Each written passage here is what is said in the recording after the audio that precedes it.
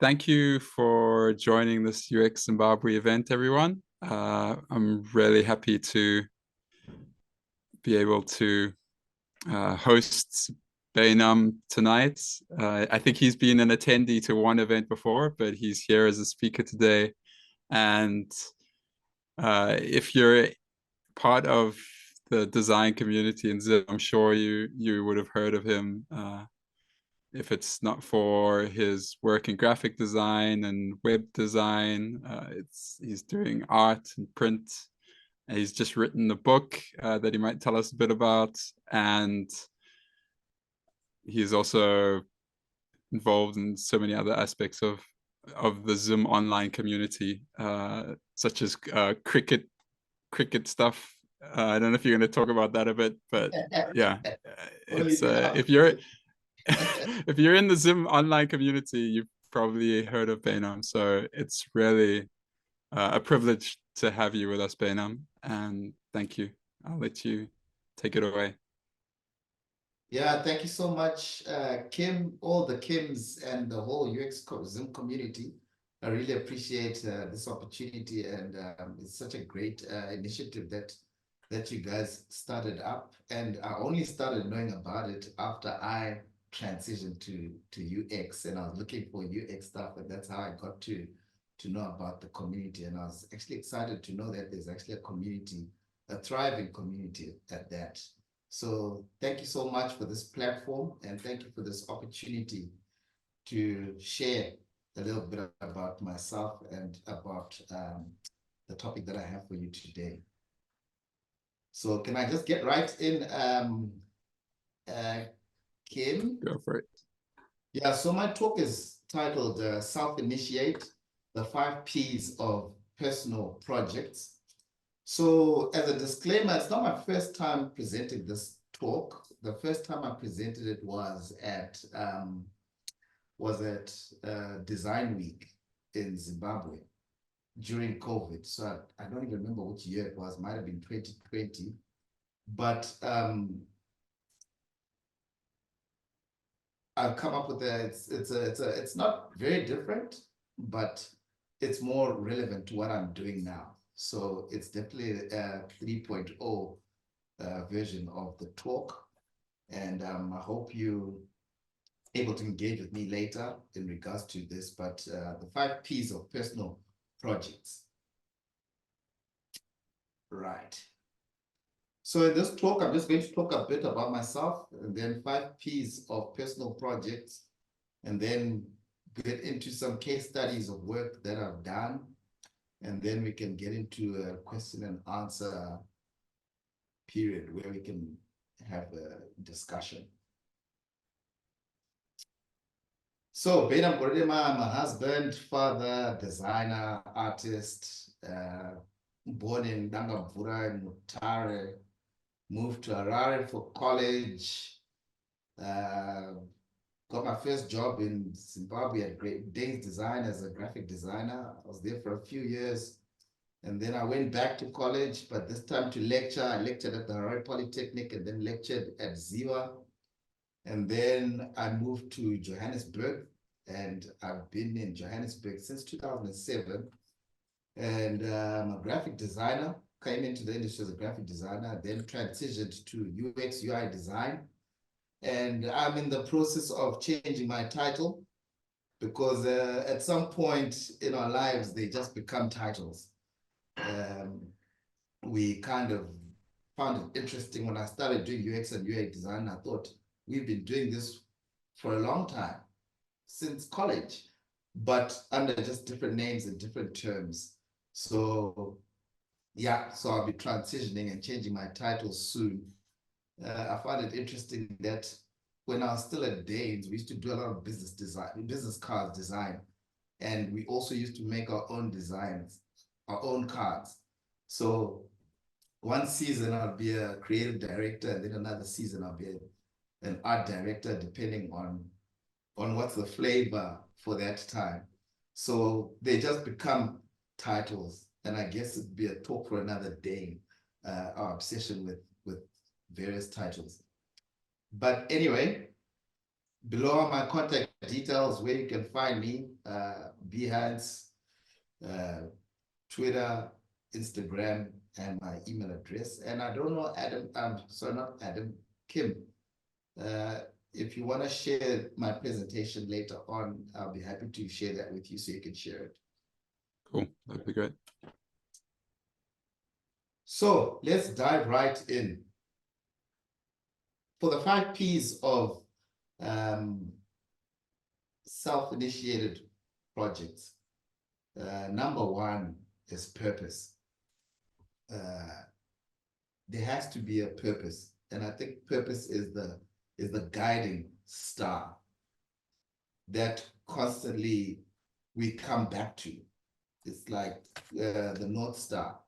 It's a beacon, and without that purpose, then whatever we're doing kind of loses its way very easily. So purpose is an integral part of self-initiated projects. It's the why. Why are you doing this project? And that is what's going to motivate you to continue. And for me, my purpose is always around exploration,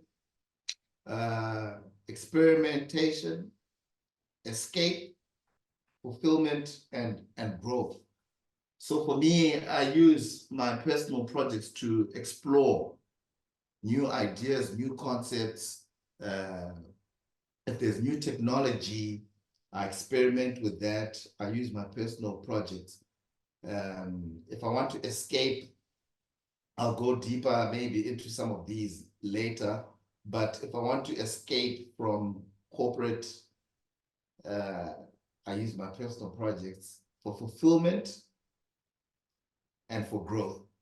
I guess one of the scenarios that we can have is if we want to, for example, when I wanted to transition, I had no projects that spoke to where I wanted to be and what I wanted to be. So I had no real life experience in regards to what was expected by the job descriptions on LinkedIn. But I had done the work, but I just didn't have the portfolios, etc. So that's how I set out to do work that would speak to where I wanted to go. And it had to be a personal project that I worked on. But purpose is definitely the first and most important aspect in my mind when you're thinking of a personal project, because that's going to give you that guiding beacon for where you want to go. It starts here with the purpose. And by the time we finished with our 5 Ps, we're going to find out that we're going to come back to evaluate based on this purpose. So let's move on to the next one. So I'm just going to be crossing these things out because there's nothing that gives me great joy than crossing things off a list. Number 2 is personal. It's yours. And to quote a famous Wu-Tang line, it's yours, the world at the palm of your hands. Personal projects are yours. You take ownership. You are the client. You define the scope, set realistic goals for yourself. And it's an expression of your individual self through your personal project. So when you embark on your personal projects, you take what you want into this project. You get your opportunity to give yourself a brief, you define the scope, and you set the guidelines, you set the timelines, and you make it yours. Because one of the main reasons that I've noticed having to come back to personal projects is the idea of not being able to express myself and not being able to execute certain things within a corporate environment. There are a lot of restrictions. And sometimes especially coming from an art background. So the context of my talk will focus mainly on design, art, but it can be applied to various project types as well. But the main context is the arts and design and product design especially. So you define the scope, you set the goals that you want to achieve over a specific timeline. And as a personal individual expression of your own work, you can't possibly be a bad client. You can't be a bad client because it defeats the whole purpose of doing personal projects. So you need to, you're the client, you need to be able to be a good client to yourself. So you're not also going to be setting unrealistic goals for yourself.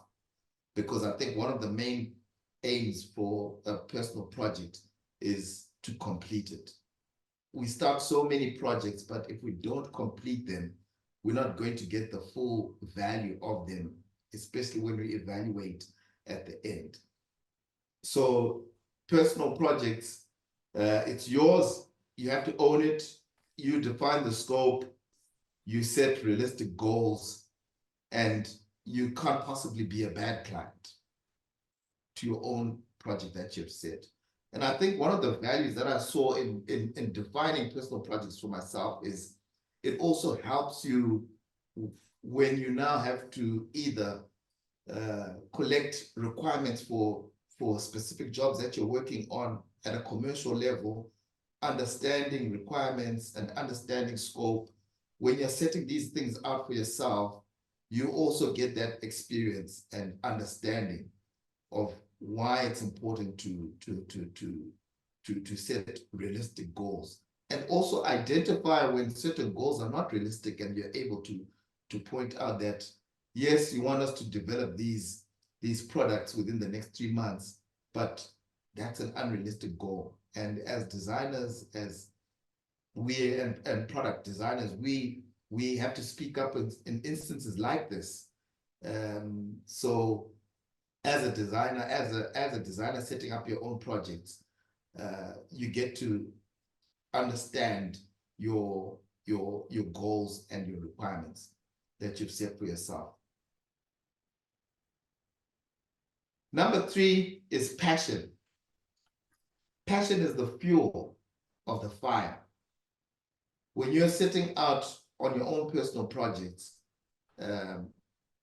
it's always important to work on themes or products or projects that you are passionate about. The one thing about passion is that it's an emotion. So it can come and go, but we have things that are so close to us, that mean a lot to us. So when we're pursuing the idea of doing personal projects, always choose something that's very close to you, because that's going to help you prioritize that project because it means a lot to you, and it will also sustain the momentum, because they're going to come times when you're just going to lose fire because of other work commitments. So you're going to need passion to drive you and to motivate you. And sometimes passion works with discipline, because when that fire goes out, it's discipline that takes over, because you know you need to complete your work, but you might not feel inspired, you might have creative block, but that discipline makes sure that you wake up, go out there and do what needs to be done. And then when that passion comes back again, it ignites and it becomes a catalyst. So I mostly see passion as a catalyst that constantly revives and keeps you going. So under passion as well, when you prioritize the project, the aspect of time is going to come into play. There are many times I've been asked this question: where do you get the time to do certain projects?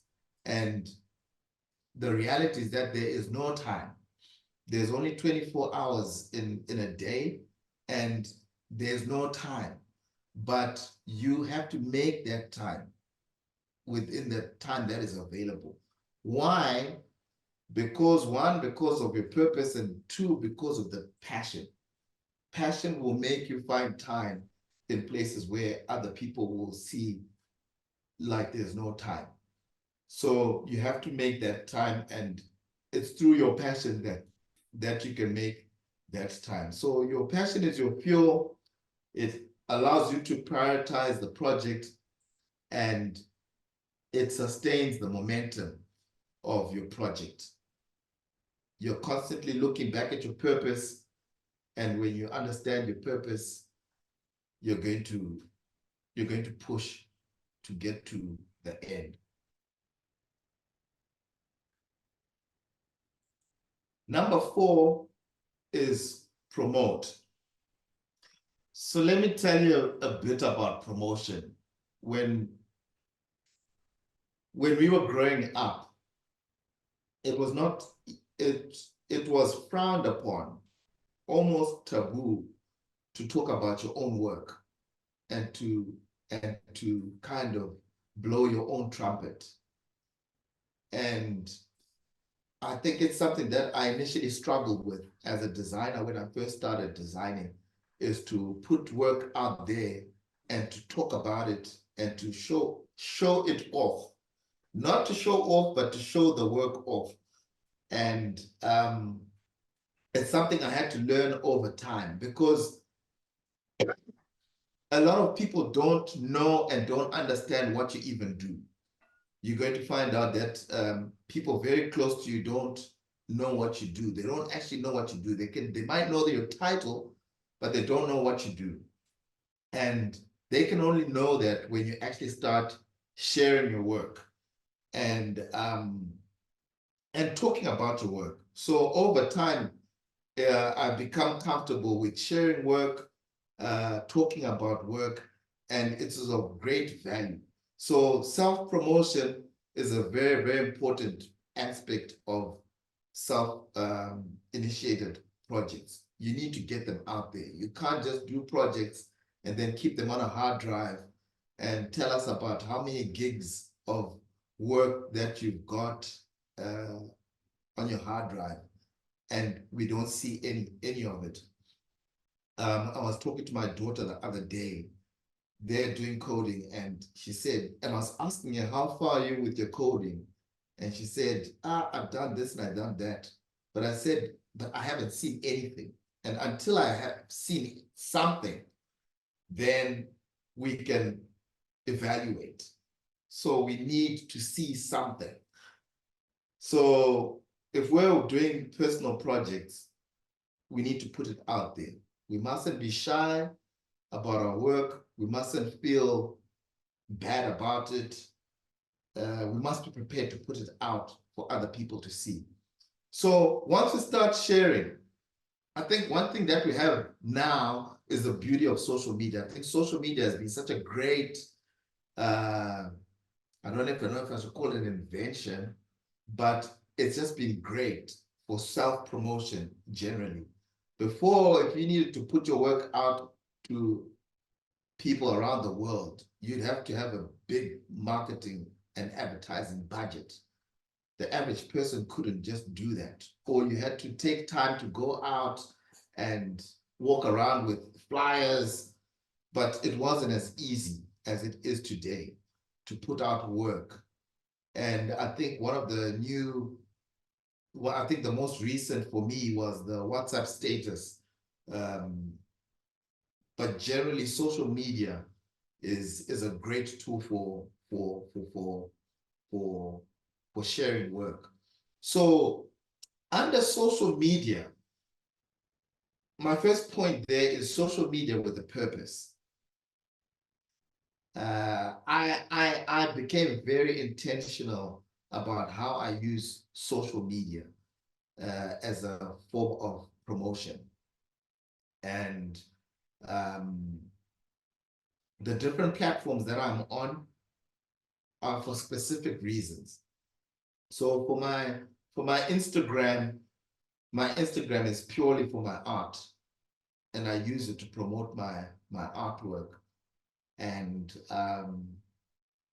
from there, I'm able to post my processes as well, which I found to be very interesting on my part, and also for viewers as well. It's something that they're very interested to know, and to also demystify certain processes about my art. I use Instagram, but when I remember initially when I started, I was like, I can't have an Instagram account because of some of the associations I had with Instagram and what it means when you say you're on Instagram. And now that I've started posting on WhatsApp, which is a totally different audience. So with each of these social media platforms, there's a different and specific audience, and I tailor my message and my promotion of my work based on each platform and the merits of that platform. I use the WhatsApp status mostly to promote my work. And interesting enough, it's very interesting to see who actually looks at my statuses. And I've actually garnered a kind of community of WhatsApp followers who never send me messages, but are always watching my status. So if I need to send a message to them, I just put it on my status. But it's a great promotion tool. And then on Twitter, I'm not so much about my work. I think it's only recently that I started posting work on Twitter. But Twitter, I'm testing ideas in terms of some of the things that I'm passionate about. But it all feeds into my self-promotional of work that I'm doing. So for Twitter, it's mostly for my writing. I use Twitter a lot to test some of the ideas that I want to write about, or I'm thinking of writing about, or I've been reading about and trying to get an understanding about. And then obviously Behance is for showcase of some of my work. Most of my self-promotion work, I put it up on Behance, and that's just been a great tool for self-promotion. So share it, pick a social media platform, excuse me, and then share the work, share. Don't get tired of sharing. Come up with a program, come up with a planned schedule for how you share your work. You also don't want to flood people with stuff. It can lose meaning if you do that. Talk about your work at gatherings, wherever you go. Let people know about what you do. Explain to people about what you do. Because what I've also noticed, obviously, with sharing, when you get to the last P just now, you're going to find out the value of talking about your work and sharing that work. And then once you put your work out there, expect feedback. Feedback is good. Feedback is great. Feedback can be painful. But ideas always need to be tested. So keep putting work out there. When feedback comes, sometimes it's not going to be nice. Sometimes it's going to be very critical. It's not always going to come from designers, so there might not be context, there might not be thought behind the critique, but you need to put it through a filter of what's good and what's of value to, is it adding to your product or not, and then use that feedback to get better. Always use feedback to get better. Despite how tough it might be, it's always going to make us better as designers. And the last P is profit.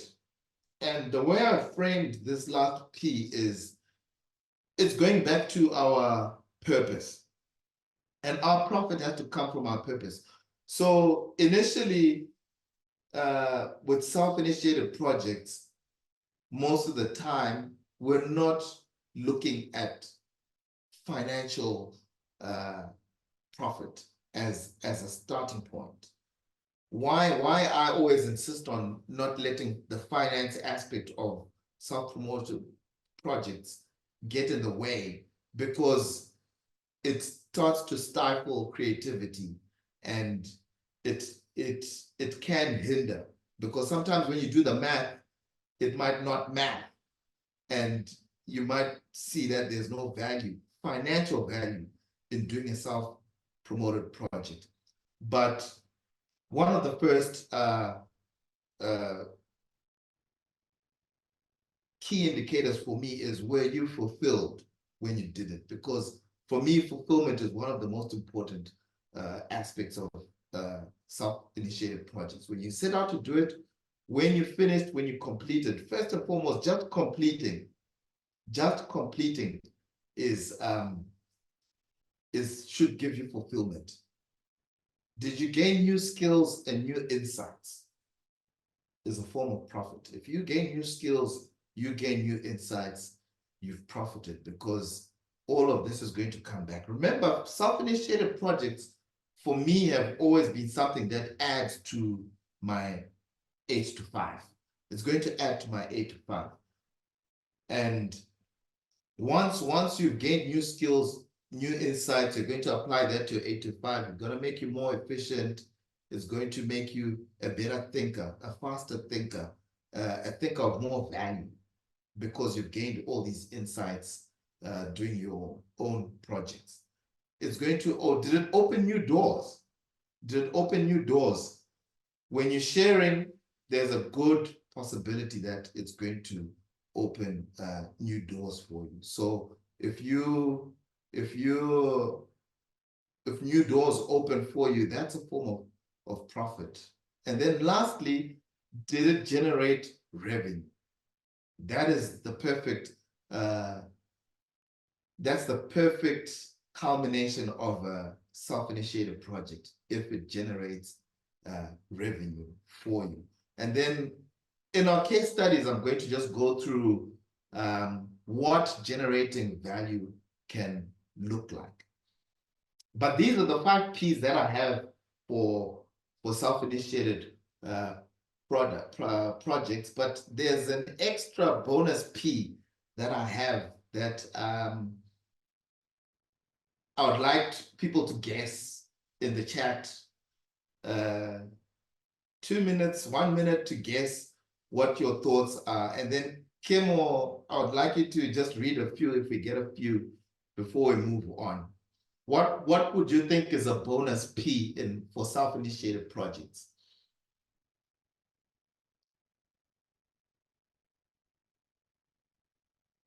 Well, then I'm going to ask you, I'm going to put you on the spot and ask you while we wait for the chat. What do you think would be a missing P from the P's that I've stated? People, and we're designing for people, isn't it? Whatever product you're making, whatever project you're working on, is going to be seen by or used by people. So I think that's the key. Excellent. Look, when you said people, I thought you had hit it, and then you explained. Oh, wait.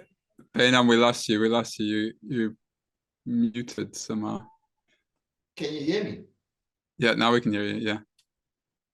I don't know what happened there. I hope it's not anything to do with it. Yeah, it seems fine now. If you want to just repeat your last sentence. I was saying that when you said people, I thought you hit it on the dot, and then you explained it, and then I realized that, well, it's not the same thing. My internet is not. I lost the plot. You did lose the plot. You did lose the plot, but yeah. Any comments in the chat? Yeah, we've got priority. Priority. Okay. practice, Practice, yeah. peace of mind. Peace of mind. That's a nice one. Yeah, those are the 3 guesses so far. All right, thanks. Well, let's dive right in to the bonus P. So for me, the bonus P is P for Pauline. That's my wife. But the real P there is partnership. The real P there is partnership. So I didn't put it as a main P because it's a variable. Some people have partners, some people don't have partners. So it's not fixed, it's variable. So in my instance, it's a very personal P, partnership, and the value of your partner being on board as support for your self-initiated projects is so important, because sometimes it's not an easy sell to spend time and times resources to execute your self-initiated projects. And then if you've got 5, 6, 7 self-initiated projects that haven't amounted to anything, haven't opened up opportunities, your partner might start looking at you and saying, nah, no more of these self-initiated. They're taking up time, because they'll also take up time. They'll also take up time, family time, time with the partner. So P is for partnership, and that partner is your partner. Support, accountability, they'll hold you to account. That helps as well. I was having a discussion with someone, and I was saying one of the things that helped me push through some of my projects is having peers that I'm accountable to. I tell them my projects so that they can come back and say, Baynham, how far are we with that project? My wife does the same as well, to keep me accountable and on track. Maintain balance. They help you to maintain balance, to say, hey, you're spending too much time on your personal projects. The kids need a day out, because sometimes it's going to be Saturdays or even after work. So they help you to maintain balance. So that's the bonus P for self-initiated projects. So last part, I'm just going to go through my case studies. I'll just go through these quite quickly, and then we can get into question and answer time for that. So I'll just take maybe 10 minutes for that. So I've got 4 projects that I'm just going to present, and I'm going to present them in a very basic way. I'm not going to go into a lot of detail about them because they can take some time, but I'll just give a bit of context for each one, and then we can move on. So number 1 of this is Povo, and then House Ethnic Dingbats, printmaking, and then creativism.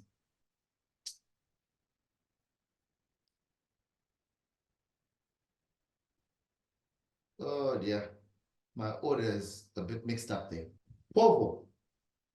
So I'm just going to start with just the context of what Povo was. Povo initially started off as a small booklet that we wanted to get work out by Zimbabwe designers, and we offered a space for them to come up with a story or some kind of philosophy around art and design, and then also showcase some of their work. This was in 2004 when we came up with that idea, and we had my boss then had offered to help sponsor to print the book, and we had completed the book, and just before we printed, Zimbabwe's economy took a turn, and my boss wasn't able to print, and we're not able to do it at that time. So we shelved the idea.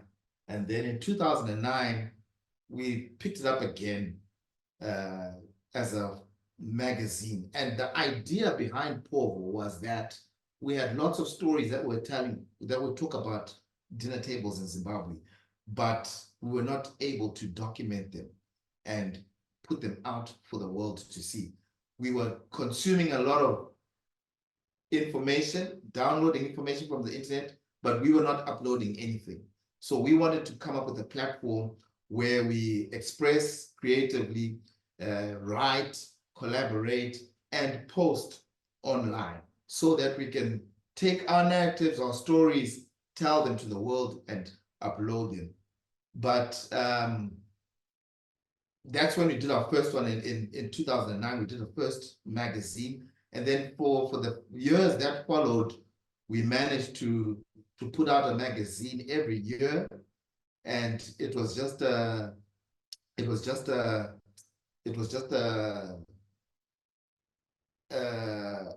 digital version. And we also managed to set up a website. All of this based on passion of a small group of people. And then eventually in 2013, we got funding from HIVOS because they saw the project. We had been doing it for about 4 years, and then they saw the project and they managed to fund it for an extra 2 years, and we were able to do what we couldn't have done without that funding, where we put out and we managed to print out large volumes of our POVA magazines. And then over the years, because of that initial funding, we've been able to actually grow that project into an organization. And then now we do projects based on that. But that came from a self-initiated project and from a very basic idea to just get people's voices out there and have them express them. And one of our main editorial policies was that we don't filter anything. We just publish as it was, and we encourage people to write. So that was the idea of POVO, and the purpose was to create a platform for creatives to express and collaborate. Printmaking, my printmaking was for escape. As an artist, I always wanted to go back to my artistic roots, and from 2017 I started printmaking, especially lino cut printmaking, and I'll do these prints when I got creative blocks. I'll go away from the computer, because for me, all my personal projects is always trying to get away from my daily work so that I can come back with a fresh mind. I'm always trying to come back with a fresh mind. And I'm always trying to take my mind away from my project completely so that I can come back with a fresh mind. And printmaking was a great form of therapy and escape from the confines of design itself, because I was able to just wave my brush without constraints of business requirements. So printmaking, I started printmaking, and over the years, I've just created work. I think in February, just in February, I was called up to exhibit at an exhibition for work that I'd done years ago, and that managed to bring me some revenue. So once again, revenue coming from work that I've done as a passion and just put it away and stored it. But it had served its function as a self-motor project to give me fulfillment. I mean, when I started printmaking, it was a new skill that I had to learn, and now that skill has opened up a lot of doors. Lastly, creativism. This was my most recent self-initiated project. Started in 2015. I decided I want to write a book, and one of the things that made me do this is because I had collected all my sketches. I had all my sketches from when I was in college. I used to just collect them and document them and keep them as scanned and keep them as scans for the years. At the time that I was collecting them, I didn't even know what I was going to do with them, but I knew I just wanted to keep them, and I kept them until I got to oh dear guys, my battery is about to go. and my charge is very far. But let's hope I can finish. Yeah. So creative wisdom, I over the last 5 years, 2015, so it's almost 10 years that I was building up this project. Initially, I wanted to put it out in 2015, but I was not happy with the product. And over the years, I've just been building and writing, lots of writing, lots of editing, and I want. We lost him. All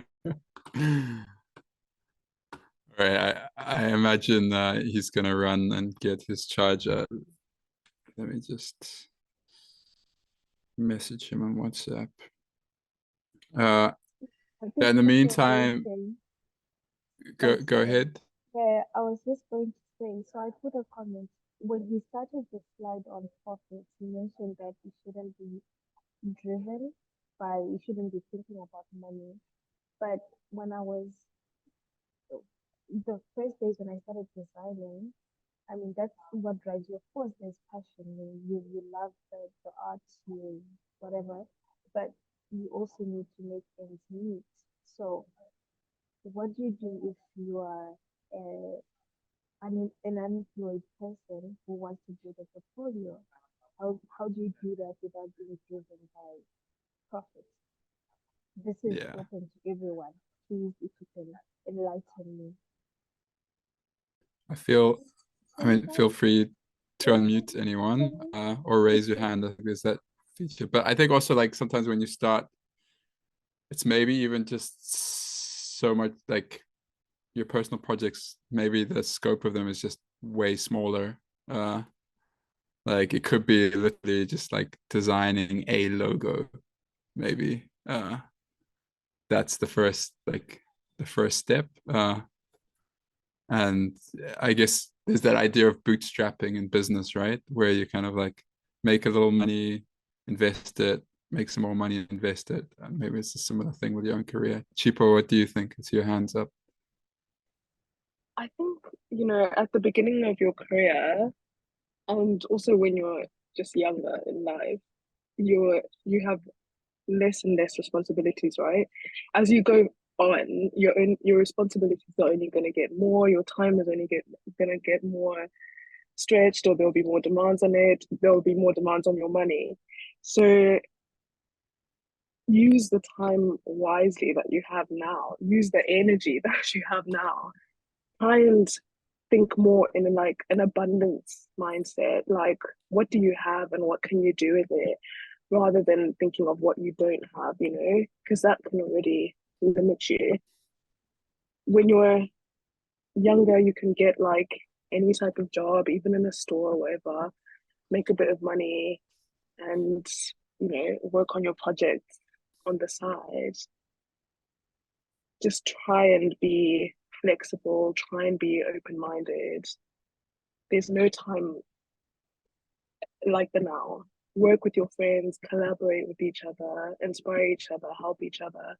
Because trust me, in a decade, there'll be way more demands on all the resources that you have.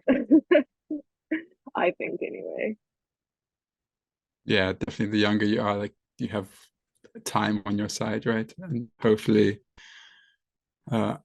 family to support you a bit.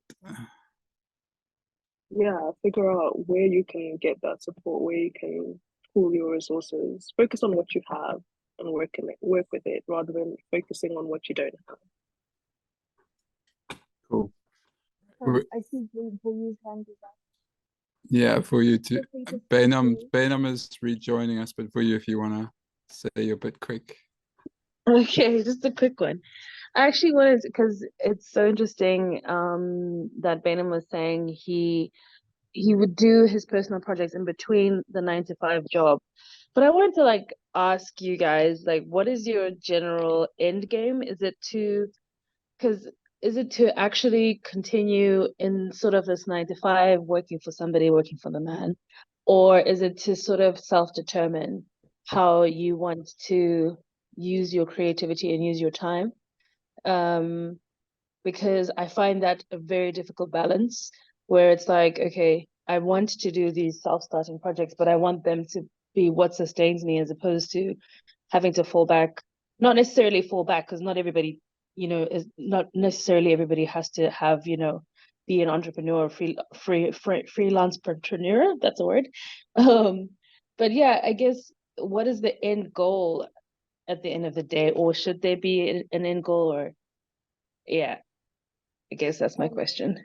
I'd like to answer that. I don't think there's a perfect response to it because, for example, in my case, I started straight with entrepreneurship from college, and then after graduation, I was just an entrepreneur. And now I remember I had a conversation with Kim, must be earlier this year, where I was like, I'm tired. I just want to get into corporate where I don't have to do a lot of thinking because my work involves a lot of decision making, a lot of people managing, of which sometimes I just prefer to be behind the screen and working with pixels and whatnot. So, but on the contrary, you also find someone who's like, I'm tired of corporate. I want to do my own thing. I want to have the independence. So I don't think there's a perfect answer to that. I don't know what everyone else thinks. Hello, can you hear me? Baynham, what are your thoughts there? Yeah, can you hear me? Yeah, we've got you back. Right, I've just gone into another corner now. Thanks for that, Vuya. I think that's a great question. And the end game, it depends. Like, I think you also gave a good point to say that not everybody can be an entrepreneur and is cut out for running a business. So the self-initiated projects, yes, they can eventually what's the word? They can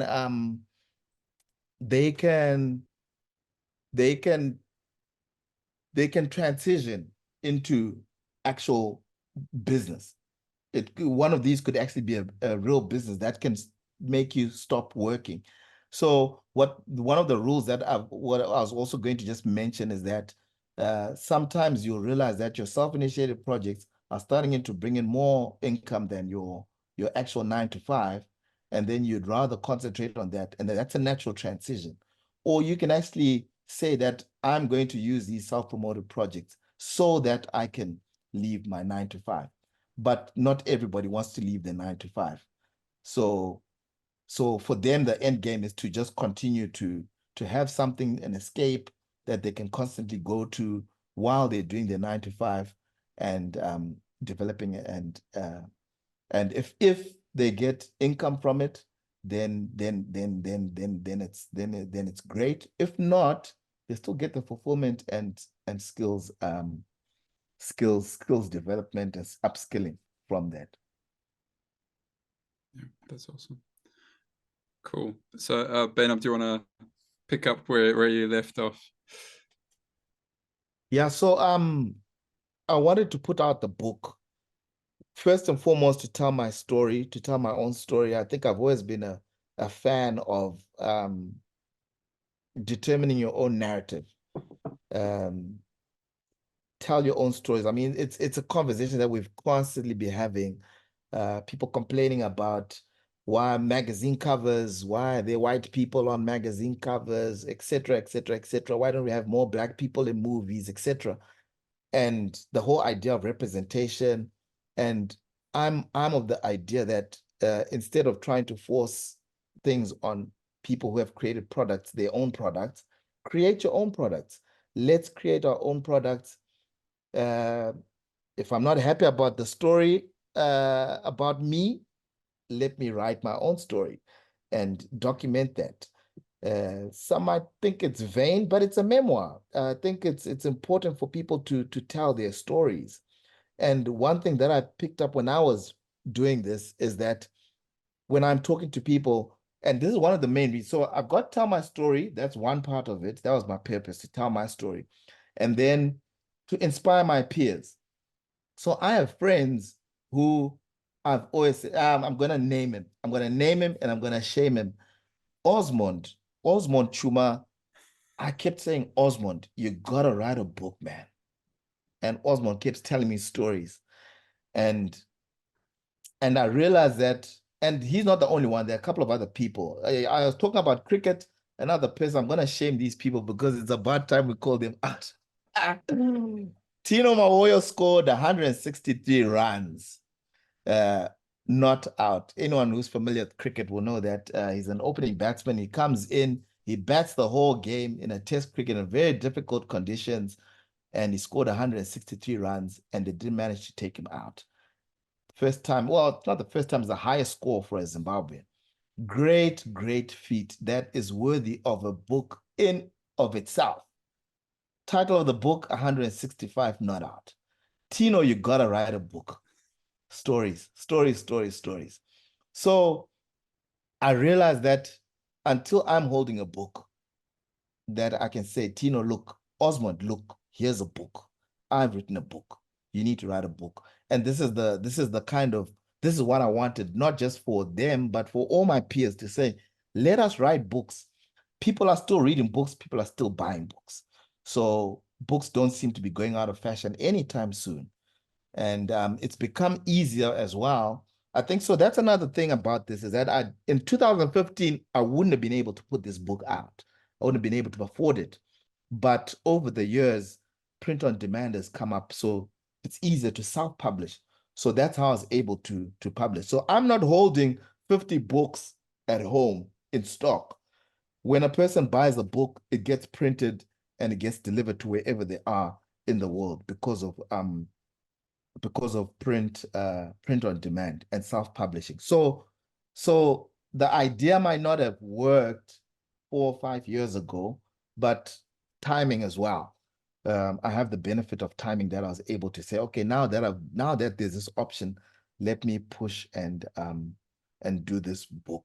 So that's what inspired me, and that was the purpose for me to write this book and put it out and to finish it. I think it was such a challenge to finish this book, especially towards the end, because I got sick. And then I went back to school as another self-initiated project that I did, very costly one, but it paid dividends big time. I think that's a talk for another day. I think, Kim, you discussed that idea. Maybe we can come back and talk about that transition. I'll be happy to talk about that. But yeah, that's how I put the book out, and it's out available on Amazon. They distribute, so the platform that I use, they distribute to various platforms around the world, Amazon being the main one. But unfortunately, this particular one, because it's 560 pages, because of the printing and because of the shipping and because of the full color, it comes in at a bit of a hefty price. But what I've done is I've made a paperback version of it, which will come at a much cheaper price. And then I'm going to put out a mass market version of it, which will be the black and white one, which will be very, very affordable for the majority. So you can look at the hard cover one as a piece of art, as if you're buying artwork, and then the others are mass market books. But I think that's also the beauty. Once you have created content, you can mold it into whatever you want. You own the rights to it, and you can do whatever you want with it. And this is something that I did with my work, is I kept all my ideas. Keep all your ideas, because especially if you keep a sketchbook, which I still do, you have lots and lots of ideas outside of what you eventually hand over to clients, or what you work with clients. You're going to be sitting at a restaurant thinking about your project, coming up with ideas. Keep some ideas to yourself. They're yours. Because you might not get a big bank check like the Vodacom guy. But yeah. So that's the book. Finally got it out, and I was happy. I was so happy to eventually get it out. It was a real labor of love, and I hope that anybody who gets their hands on it will enjoy it. I'm sure they'll enjoy it. So let's just go back to my font quickly as a wrap up. So House Ethnic Dingbats was my first font. So Osmond was the one who inspired me to start font design. I saw his font called Colonial Bastard Roads on Behance. Just such a great concept and great idea. And I was inspired to do a font, and I thought, because I wasn't technically adept at doing fonts, I did something that I'd always wanted to do. I'd used a lot of patterns, and we'd done ornamental design in college, and I'd done a lot of patterns. And I realized that if I could create a font and then break that font up into parts, I can make patterns based on that. So when I created House Ethnic Dingbats, I wanted to have a resource that I could create patterns quickly without having to redraw. And then my main purpose for putting it out there was to give back to the community that had always given to me. When I started design, I think there was a period, I think 2004 to 2007, where I worked in Flash. I don't know if anybody remembers Flash. It was an animation software. And we used to go to this website called flashkit.com, where we used to download resources for free. And then there were so many sites where we downloaded fonts for free, downloaded images for free. And I thought I had to put something up for the community to benefit from. And that's how I put up House Dingbats onto various font sites, and it's received thousands and thousands of downloads.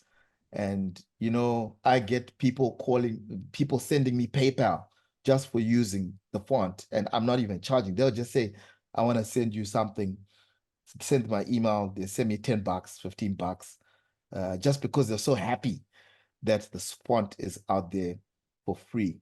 But this font also opened up so many doors for me and opened up so many work for me, that I'm glad I actually put it out there for free. And then I've always been asked why the name House Ethnic Dingbats. And the house came from the design movement that influenced me the most, which was the Bauhaus movement, and hence my username across platforms, which is Bayhouse, is also derived from that. And then obviously the ethnic comes from the ethnic slant of the motifs.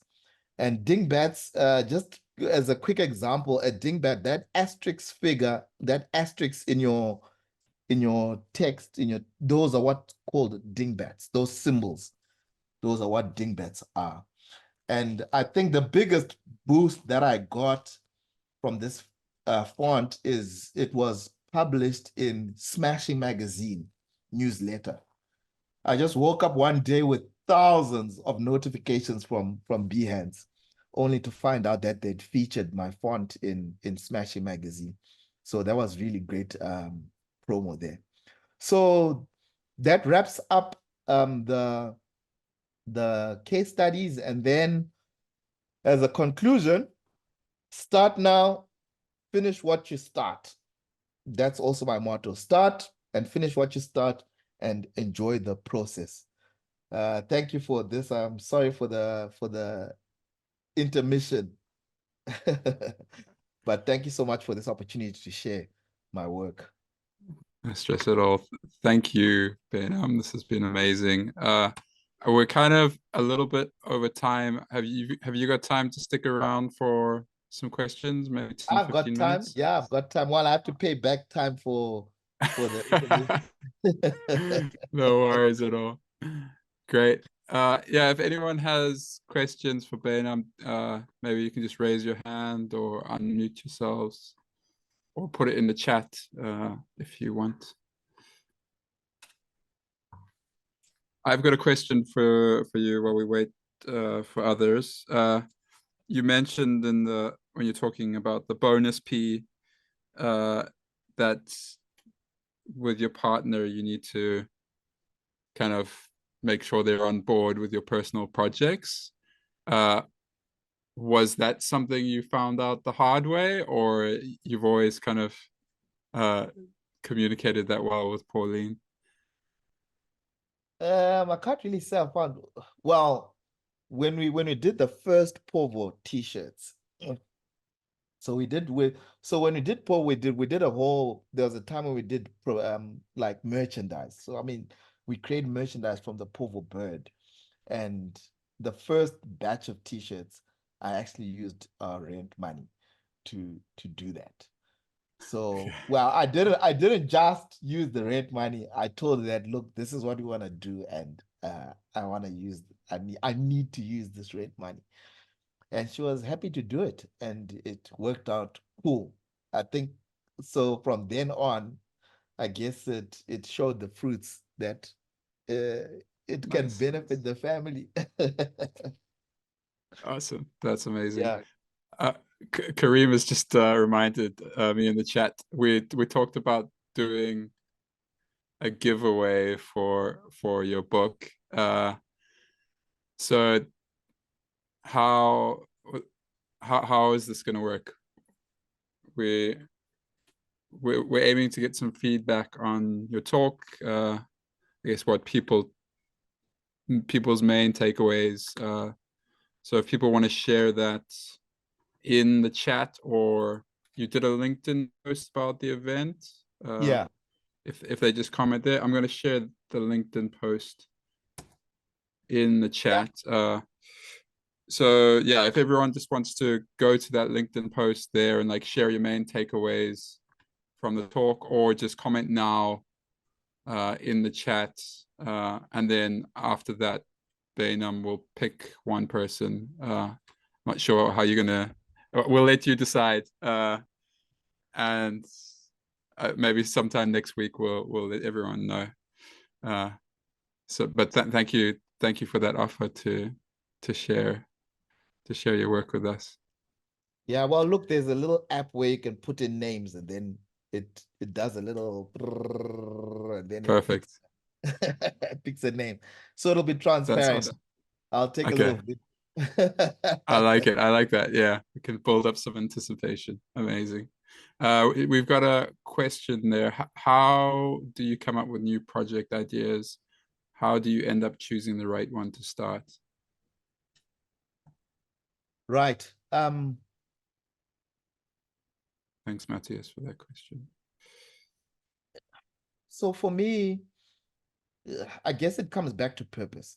What I want to achieve at that particular time, or what I'm going through at the particular time, or what's happened. I'm very big on social commentary. So sometimes I want to comment on certain things. My experience, so I'll tell you what I'm currently working on. I'll just put it out there. I was filling in the passport form, just the whole process of just around passports, IDs, etc. So maybe what I also didn't talk about earlier on when I introduced myself is what I'm actually doing right now. I'm working at Nedbank, and I'm working as a UI UX product designer / depending on which team I'm in. So some teams I'm just focused on UI design, and then UX, or I'm doing both in a product design role. So I'm mostly working on dashboards, staff-facing dashboards. So one of the, can't talk about it. Anyway, working on dashboards and basically getting metrics about various things within the bank. And I was working on it, and then I thought, what does the minister at Home Affairs in Zimbabwe, what kind of dashboard does he sit and look at in trying to work out how passports are being regulated across the country? Where are they? Where are they? Where are they? Where are their needs for more passports? Why aren't there any passports coming from Mutare? What kind of look does he have? So initially it started off as just the form, and then I realized that it's more than just the form that would make that process better for everybody as users. And so that's how I started this project, where I'm trying to envision that view for the Minister of Home Affairs when he sits down at his computer. I hope he has one. Hope that he actually sits in front of a computer and has a view of home affairs in Zimbabwe, down to clicking on an individual. And there are a lot of issues that I'm actually finding out from that, around the ethics around all of that as well, and as to what kind of detail. But somebody needs to see all of that detail and make some decisions, because that data drives decisions in how allocations are made, or even down to the idea that we need to put a satellite home affairs in this area because there's a demand.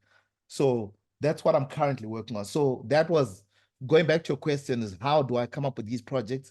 That was an experience I had when I went to Home Affairs, and I decided to work on that project. Awesome. Great. Does any other questions in the chat, or raise your hand?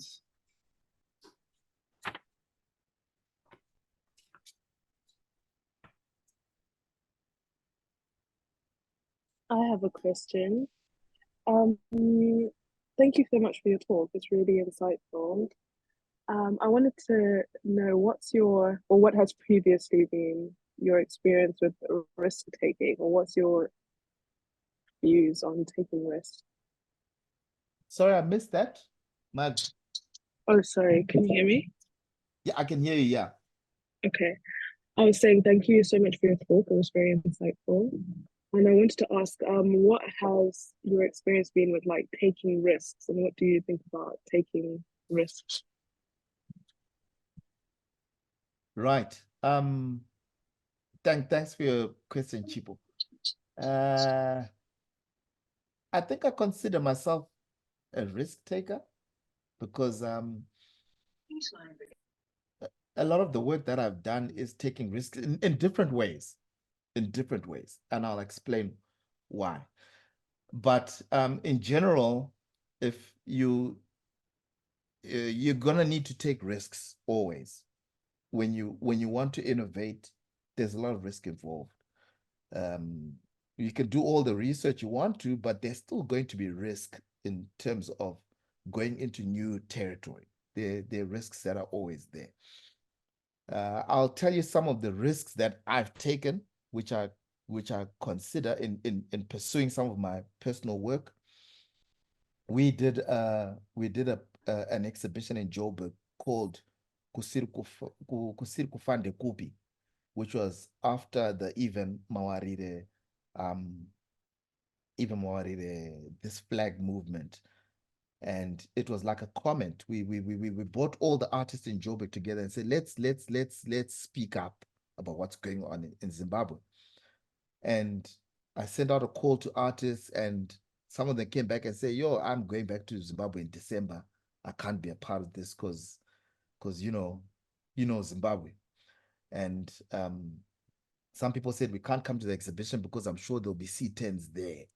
So that in itself was a risk. And when I do those kind of projects, there's risk involved. Even coming back to my own country, there's risk, but it's a risk I decided to take, because I don't think I'm that much of a of a figure that they would be interested in me. I've noticed that apparently it seems like they're not so interested in the visual arts, mostly music There's a lot of risk if you want to speak out about music. So there is risk, and I think I'm a risk taker. I take risks, and I think there's value in taking risks if you want to know what's on the other side, because you can't see what's on the other side without taking some kind of risk. So healthy risk is important. I'm never going to bungee jump again. I'm not taking that risk. So some risks are worth taking, some are not. I don't know if that answers your question. Yeah, that definitely does. Thank you. Are you faced with making a risky decision? Not really, but I mean I'm generally I'm quite a risk taker as well, but Right. I see it as calculated risk perhaps. Right. Just sort of having that strong sense of self-belief or something like that. But yeah, I think sometimes there's quite a bit of fear when I don't know, like a need for certainty, or people would like some certainty in how things might unfold in life, careers, etc., etc. So yeah, I just thought it's quite a good question to ask. Yeah, just to get your opinion on that. Yeah, thanks for that, Chipo. Look, when we put out our work, when we're promoting our work, when we put it out there, we're taking a big risk, because all sorts of things are going to be thrown at us. And sometimes you'll only see it when you put it out, that your work is actually communicating something else totally. I don't know if you guys have seen that Apple advert with the iPad, where they're crushing the new iPad. I think it's a very thin iPad, and they're crushing all sorts of musical instruments. It's actually created a big debate about that. And I don't think Apple thought that it would be seen in that way. It's a very interesting discussion if you can just check it out.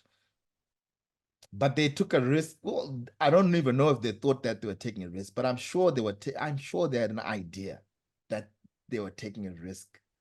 But yeah, it didn't pan out the way they expected. But that's what happens when you put things out.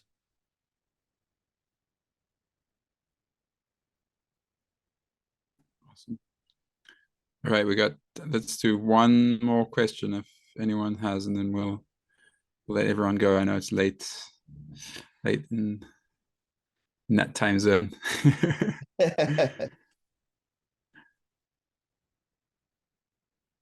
Is there one? I guess. I thought I saw one in the chat. Yeah, we asked the ones. Oh wait. Oh yeah. Okay. It was at the bottom. Yeah.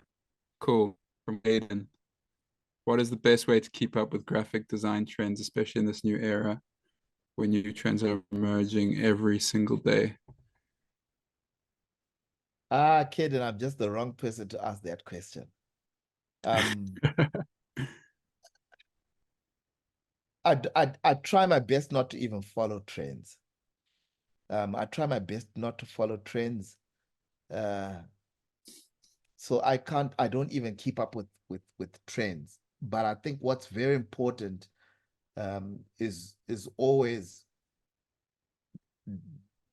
dealing with what's relevant to people, not necessarily design trends.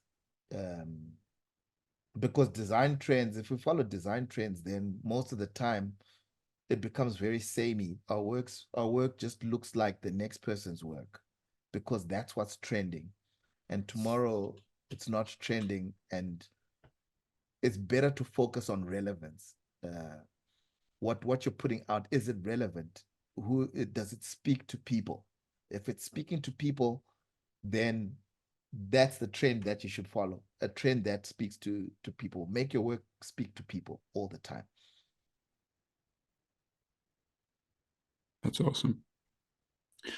Wise words. Baynham, thank you so much. I look forward to getting my hands on your book at some point. I was going through the preview of it that someone shared in our UX community, and that has been inspirational to me to see how you've had a hand in some of these projects in Zimbabwe that everyone's like quite familiar with, and I think you and some of your peers are have broken ground for us and built the foundations, and sometimes we take them for granted.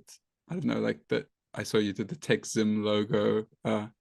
It's just these things that are there, but actually what we build next will build on top of all of these things. So you've inspired a lot of us already. So thank you for your work, and thank you for your time to share with us. Yeah, thanks. Great. Thank you so much, Kim. Thanks for the opportunity. And one day I'll be as big as Oprah and I'll give everybody books. Amazing. Cool. Yeah, thanks for joining, everyone. And we'll let you know about the giveaway. Go ahead and comment on the LinkedIn post. Let Baynham know what you took away from his talk. All right. Cool. Thanks, guys. Cheers. Thanks, everyone. See ya.